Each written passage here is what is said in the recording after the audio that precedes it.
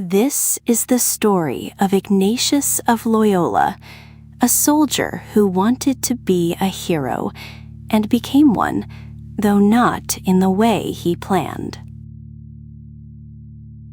Inigo Lopez de Loyola was a Basque nobleman, vain about his appearance and hungry for glory.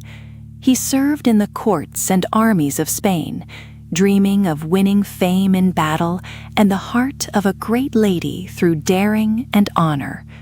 Religion, at that point in his life, barely entered his mind. In 1521, defending the fortress of Pamplona against a French army, a cannonball shattered his leg. The wound was so severe that doctors broke and reset the bone more than once without anesthesia, because Ignatius insisted his leg look right in fine soldier's hose. Vanity, even in agony, dies slowly. Months of forced convalescence followed at his family's castle. Bored and restless, he asked for novels of romance and chivalry.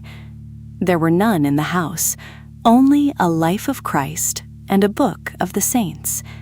He read them because there was nothing else, and something in him began, very slowly, to change. He noticed something he had never paid attention to before. When he daydreamed of knightly glory and a noble lady, the pleasure felt real in the moment, but left him dry and restless afterward. When he imagined living entirely for God, the way the saints had, a quiet joy came and stayed. He had stumbled onto a way of listening to God that would shape the rest of his life and the lives of millions after him. Pay attention to what remains. When he could walk again, Ignatius went first to the mountain shrine of Our Lady of Montserrat. There, through the night, he kept vigil before her altar and laid down his sword and dagger at her feet. He would not need them again. He withdrew to a cave near the town of Manresa, living as a poor pilgrim, praying for long hours, sometimes overwhelmed with consolation, sometimes plunged into desolation, so severe he was tempted to end his life. Out of that year of extremes, tested and refined, he wrote the first draft of what would become the Spiritual Exercises, a guide still used today for finding God's will in the actual details of an ordinary life.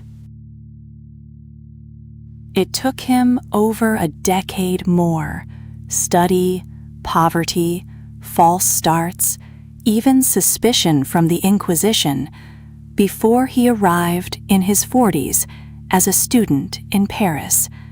There he gathered friends, among them Francis Xavier and Peter Faber, and in a small chapel on the hill of Montmartre in 1534, he and 6 companions vowed their lives to Christ.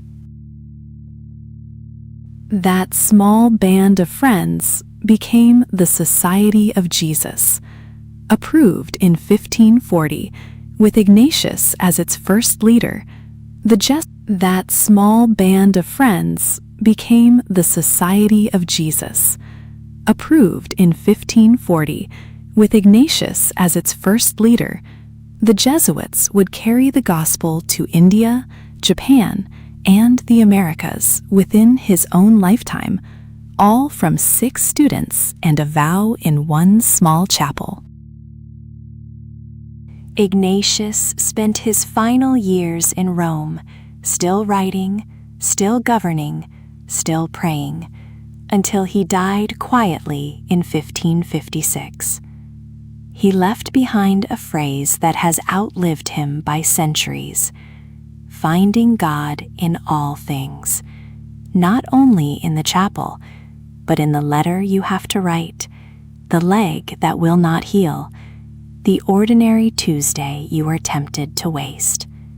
He found God there. So can you. Keep one line of his story and pray with it. In Come Aside.